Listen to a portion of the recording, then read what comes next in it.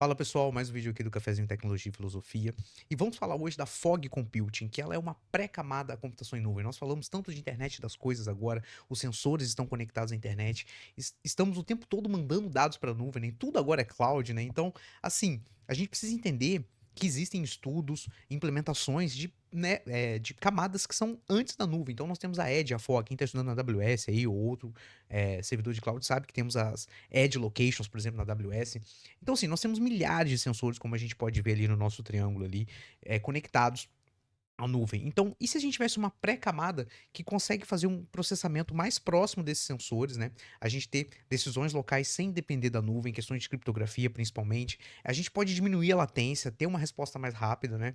Enfim, ideal, como eu coloquei, para IoT e ambientes estáveis, né? Por exemplo, nós temos carros autônomos, ou então sensores, né? Você está ali na estrada e você está suscetível a uma variabilidade de rede, por exemplo, 3G, 4G, ou então uma conexão por satélite, e nós temos problemas com essas conexões devido à latência.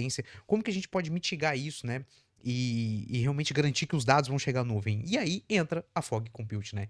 Então eu gosto muito de trazer essas reflexões para vocês, evoluções na carreira de vocês, que vocês podem acabar passando por desafios técnicos e problemas arquiteturais que vocês podem utilizar a Fog, por exemplo, como foi o aprofundamento do meu mestrado e doutorado, que vocês vão ver na uma arquitetura que eu montei aqui, bem uma prova de conceito para vocês entenderem o monitoramento, por exemplo, de uma frequência cardíaca, né? Um paciente com smart band, ele está, por exemplo, fazendo uma atividade física ao ar livre, está conectado a uma rede 4G, por exemplo, 5G. Como que isso acontece? Como a Fog pode nos ajudar, né?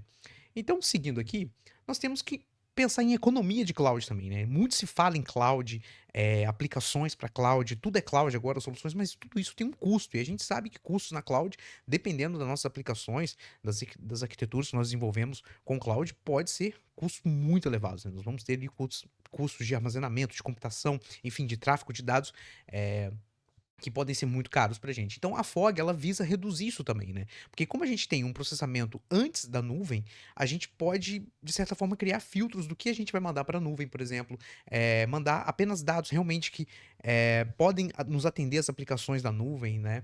Então, temos execuções de nuvem que a gente pode diminuir, né? Não tem tantos dados chegando lá, já que a névoa faz esse pré-processamento pra gente. Então, a gente envia o que realmente importa, né? A gente pode otimizar a arquitetura e a fatura no final do mês, obviamente, né? Dando continuidade aqui, pensar muito em privacidade e segurança. Agora a gente tem LGPD, criptografia, todo um sistema que para proteger esses dados que estão trafegando na internet sobre sensores, monitoramento, enfim. E a Fog também pode nos ajudar nisso. Ela pode criptografar esses dados antes de ir para a nuvem, por exemplo, ou fazer um filtro, ou mascarar, enfim. A gente tem milhares de técnicas aqui. eh, e mecânicas que a gente pode utilizar e se beneficiar da Fog ao enviar dados para a nuvem. E agora, vamos aqui numa arquitetura que eu montei para a gente fazer um debate bem legal arquitetural aqui envolvendo a AWS e a Fog Computing. Bom, pessoal, eu montei um mini diagrama arquitetural aqui, trazendo alguns conceitos e padrões de projeto também que podem ajudar vocês em vários tipos de desafios técnicos que vocês forem passar. E vamos debater aqui a questão da Edge, da Fog e da Cloud Computing. Então, nós vemos aqui que a gente tem o wearable device aqui, que poderia ser uma smart band mandando a frequência cardíaca de um paciente sendo monitorado, por exemplo, que foi a minha pesquisa lá no mestrado e doutorado. Bom, eu só queria fazer um disclaimer aqui, que claro, essa não é a melhor arquitetura, né? A gente tem milhares de ferramentas e recursos e frameworks na AWS que a gente pode eh, melhorar isso aqui. Mas assim, para um entendimento de arquitetura, esses serviços da AWS vão nos ajudar bastante, assim, para a gente ter alguns padrões. Então, nós percebemos aqui que esse sensor, ele está enviando várias frequências cardíacas, né, por segundo ali, e nós temos o nosso smartphone sendo um nó da névoa, né, ele está na Fog Compute, né, a computação em névoa. Ou seja, os smartphones, com a evolução deles, nós temos um grande poder computacional, armazenamento, memória RAM, que agora esses smartphones, eles podem ser tratados como um nó da névoa. E assim, eles vão poder atuar como filtros, realizar machine learning localmente neles, criptografia, né, atender conformidades LGPD, por exemplo, eles podem ter um banco de dados local. E agora que entra um padrão bem legal de projeto que é chamado de Transaction Outbox. Vamos pensar. Nós temos aqui o nosso sensor enviando frequência cardíaca e o nosso smartphone funcionando como um nó da névoa. O que acontece, por exemplo, antes da gente pensar em cloud, o que acontece, por exemplo, se esse smartphone perde a conexão com a nuvem, né? Como a gente falou, a gente está monitorando um paciente que pode estar no ambiente externo, a internet fica muito ruim, por exemplo. A minha pesquisa eu fiz dentro do metrô, eu fiz na praia e de repente a internet tinha uma estabilidade ali.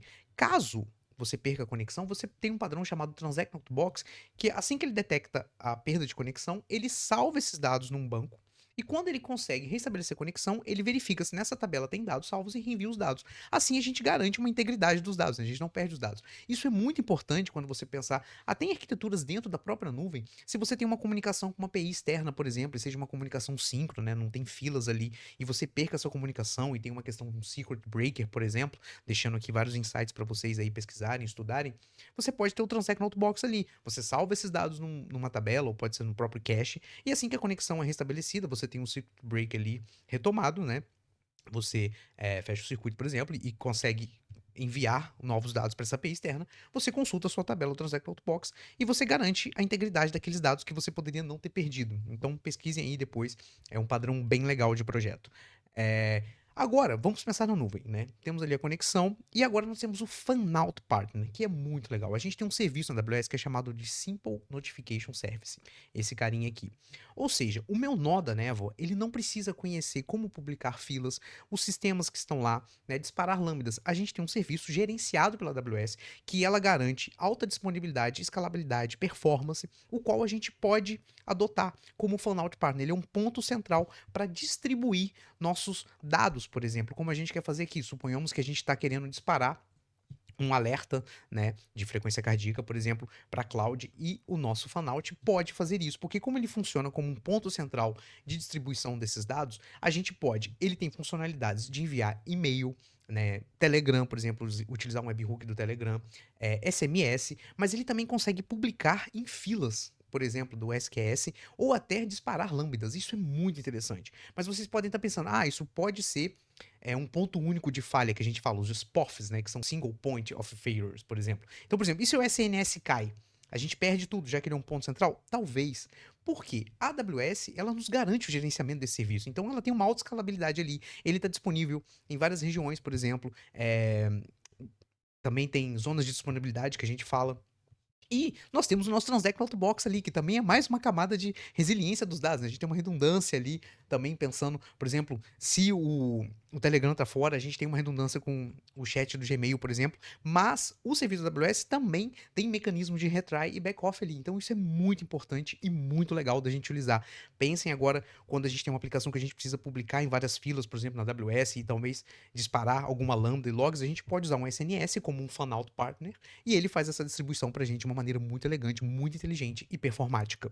Então a gente pode ver também questões de custo, né? Antes da gente entrar ali na Lambda. A gente vê que a gente pode fazer 1 milhão de publicações por mês no SNS, e após esse free tier, a gente tem 50 centavos de dólar por 1 milhão adicionais, né? Então é bem barato, e dependendo da sua aplicação, do que você está utilizando, se você está fazendo um estudo, né? Enfim, você pode, estudando para certificações, ou até montando um projeto pequeno, isso vai resolver sua vida, e você tem uma arquitetura muito bem sólida, utilizando bons padrões de projeto para essa arquitetura, né?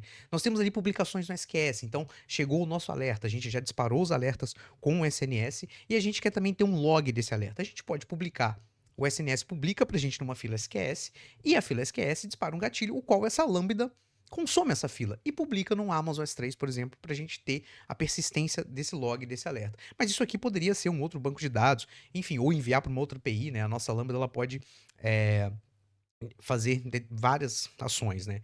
E a gente tem um CloudWatch monitorando tudo isso, né? A gente vê ali o crescimento dessa fila, se as lambdas realmente estão performando bem, né? Qual o tempo de execução delas, e a gente consegue ir montando uma arquitetura escalável, resiliente, né? E agora a gente percebe que nós temos vários padrões aqui com 3 camadas, né? A gente está lidando com sensores e a gente tem filtros dos dados, ou seja, a gente vê aqui que essa setinha aqui está muito rápida, ou seja, a gente está enviando vários dados. Mas se por acaso a nossa Smart Band começa a enviar dados errados, por exemplo, né, faz um cálculo errado da frequência cardíaca, será que a gente precisa de fato enviar tudo para a nuvem? Então a gente tem aqui filtros que podem ser aplicados na Fog, e a gente diminui o custo de dados, né? A quantidade de dados que está indo para a nuvem diminuindo os custos, né? Então, assim, a gente tem questões de criptografia muito importante, como eu falei no início. Então, fica aqui essa reflexão para vocês, né? E, por último, os custos de Lambda ali, 1 milhão de execuções de Lambdas por mês, né? Mais a questão de computação ali. Então, a gente tem que utilizar Lambdas que performem bem, principalmente utilizando Python ou Go, que são, ou até o Rush, que performa muito bem ali. Depois fica aí para vocês pesquisarem. Mas, enfim, a gente poderia ficar horas aqui. E é isso. Então, pessoal, encerrando aqui, esse foi o primeiro vídeo dessa nossa série sobre Fog Computing, Cloud Computing e AWS. Eu vou trazer um mão na massa completo. No próximo vídeo, nós vamos montar todo esse sistema do zero com Python, né, simulando esse envio de dados para a nuvem. Vamos criar o nosso usuário na nuvem, os recursos da SNS, SQS, as lambdas, S3. Vou trazer um mão na massa completo para vocês e até o próximo vídeo aí com a nossa implementação prática. Abraço, pessoal.